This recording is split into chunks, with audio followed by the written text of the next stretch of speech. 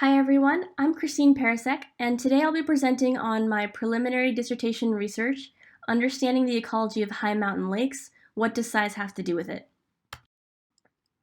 Our current understanding of limnological theory is primarily based on more extensively studied regions such as Canada or the Midwest, regions that are fundamentally different from the Sierra Nevada. This leaves open the question of regional bias in our knowledge of how lake ecosystems operate when examined across a larger diversity of lake and landscape types. For example, classically Post et al. Examined relationships between lake size, productivity, and fish's trophic position, and found that as the lake got bigger, the food chain lengthened and became more complex. Yet Post's lakes were large, eutrophic, fish-filled lakes around New York, which is an environment very different from the small, oligotrophic, snowmelt-fed lakes that are littered across the Sierra Nevada. So the question driving my research is, what different responses might we see in small, cold mountain lakes that aren't like these other regions? And this is important to understand because it can influence how lake biologists in the area are working to preserve, conserve, and manage these valuable systems that are so sensitive to climate change.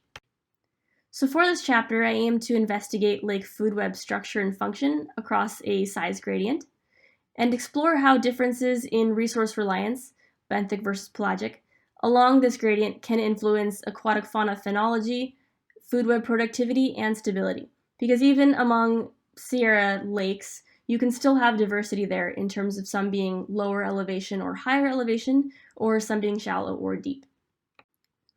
Thankfully, despite some COVID challenges, I was able to get some fieldwork in the summer.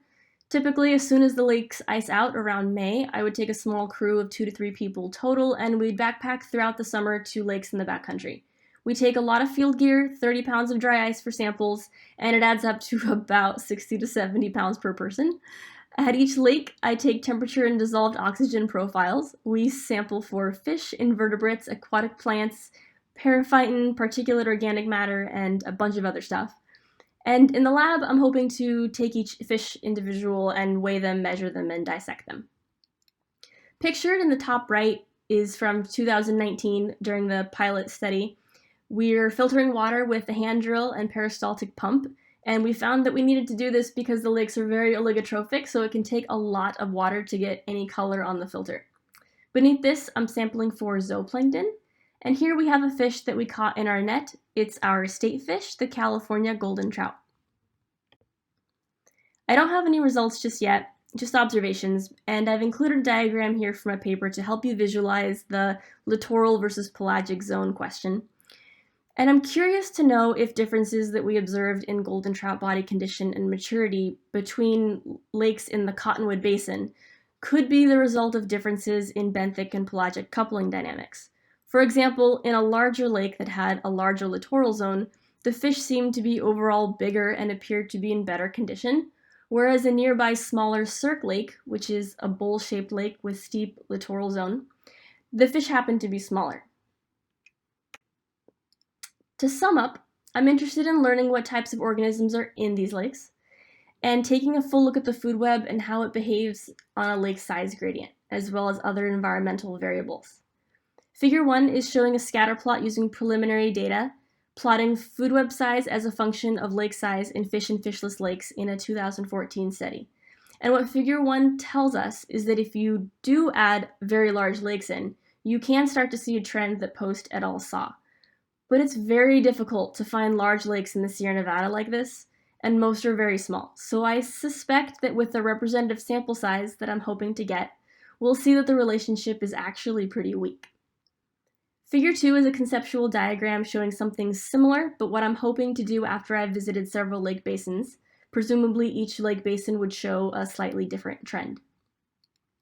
I'm also interested in looking at the patterns in benthic and pelagic coupling dynamics and seeing whether there's a threshold. So that's figure 3. I'm interested in what proportion of benthic pelagic area is used in a mountain lake, and when does this proportion of benthic versus pelagic shift? Is the relationship steep and linear, like the solid line, or is it a gradual trend where you reach a certain lake size threshold and then it shifts suddenly to one of the other energy pathways?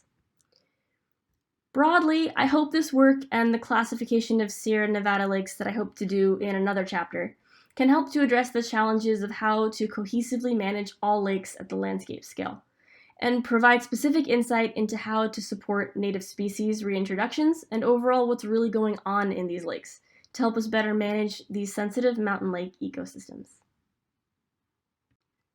That's all for now. If you'd like to follow along with the project on social media, the project has a hashtag on Twitter. It is hashtag SierraFishes, or you can reach out to me by email. Thank you.